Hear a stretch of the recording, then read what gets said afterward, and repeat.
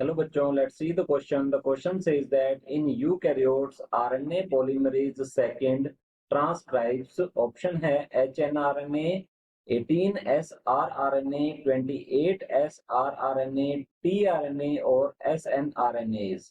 तो इस क्वेश्चन का जो की कंसेप्ट है वो रहेगा ट्रांसक्रिप्शन। तो यहाँ हम लिख लेते हैं जो की कंसेप्ट है वो है ट्रांसक्रिप्शन। और ट्रांसक्रिप्शन जो है ये होता क्या है, ये है जीन एक्सप्रेशन का फर्स्ट स्टेप।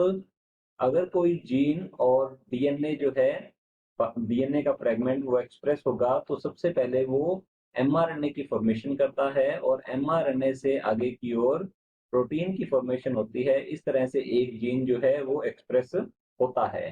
तो जीन से एमआरएनए के बनने को कहा जाता है ट्रांसक्रिप्शन, जिसे हम कहते हैं ट्रांसक्रिप्शन। डीएनए से आरएनए की जो फॉर्मेशन है इसे transcription, and RNA to protein mean mRNA to protein की फॉर्मेशन होती है, इसे कहा जाता है ट्रांसलेशन।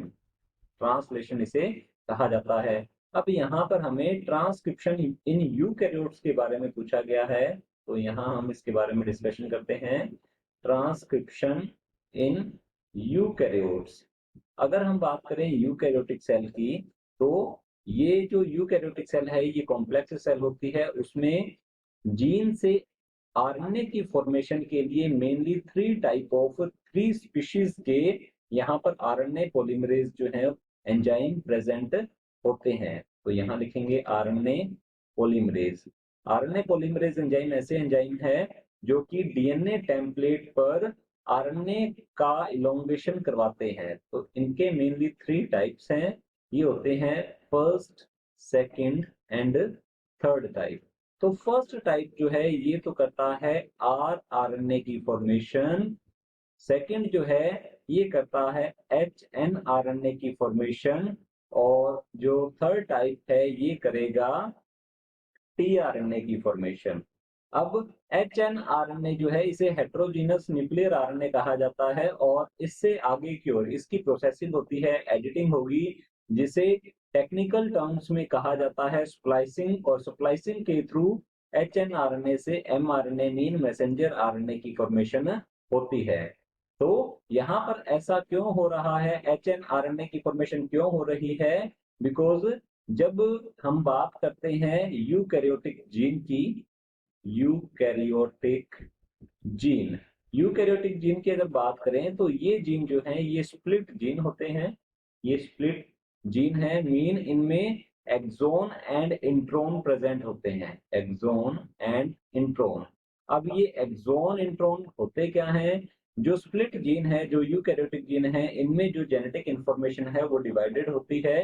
तो एक्सोन जो है ऐसे फ्रेगमेंट्स है जिनमें जेनेटिक इंफॉर्मेशन रिकॉर्डेड होती है, बट इंट्रॉन्स में जेनेटिक इंफॉर्मेशन जो है ये नहीं होती है। तो जो एक्सोन एंड इंट्रोन है इन दोनों का ट्रांसक्रिप्शन साथ ही हो जाता है, जिससे कि आरएनए जो बनेगा उनमें भी एक्सोन एंड इंट्रोन प्रेजेंट होते हैं।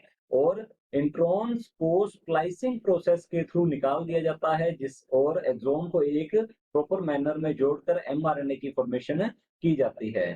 तो आरएनए पॉलीमरेज सेकेंड टाइप जो है वो डायरेक्ट एमआरएनए ना बनाकर पहले एचएनआरएनए को ट्रांसक्राइब करता है। तो चलिए देख लेते हैं ऑप्शंस की ओर। ऑप्शन ए दिया गया है एचएनआरएनए, तो हमारा ऑप्शन ए जो है ये बिल्कुल करेक्ट आंसर है। एचएनआरएनए को हेट्रोजीनस न्यूक्लियर आरएनए कहा जाता है बिकॉज इसके पास एक्सोन एंड इंट्रोन दोनों ही होते हैं, जबकि हमारा जो जेनेटिक इंफॉर्मेशन है वो रिकॉर्डेड होती है एक्सोन फ्रेगमेंट्स में। आगे की ओर दिया गया है बी है हमारे पास 18 S R R N A. अब आर आर एन ए जो है ये राइबोसोमल आरएनए होता है, जो कि ये आरएनए पॉलीमरेज फर्स्ट ट्रांसक्राइब करता है। तो हमारा ऑप्शन डी जो है ये रॉन्ग होगा। ऑप्शन सी दिया गया है 28 S R R N A, तो ये भी एक राइबोसोमल आरएनए है। तो हमारा ऑप्शन सी जो है ये भी रॉन्ग होता है। ऑप्शन डी दिया गया है T R N A, T R N A के लिए होता है आरएनए पॉलीमरेज थर्ड। तो हमारा ऑप्शन डी जो है ये भी रॉन्ग होगा। ऑप्शन ई दिया गया है S N R N A. S N R N A mean small nuclear R N A जो है ये स्प्लाइसिंग में हेल्प करते हैं। तो हमारा ऑप्शन ई जो है ये भी रॉन्ग होता है। Option A is the correct answer. Hope you understood it well. All the best. Thank you.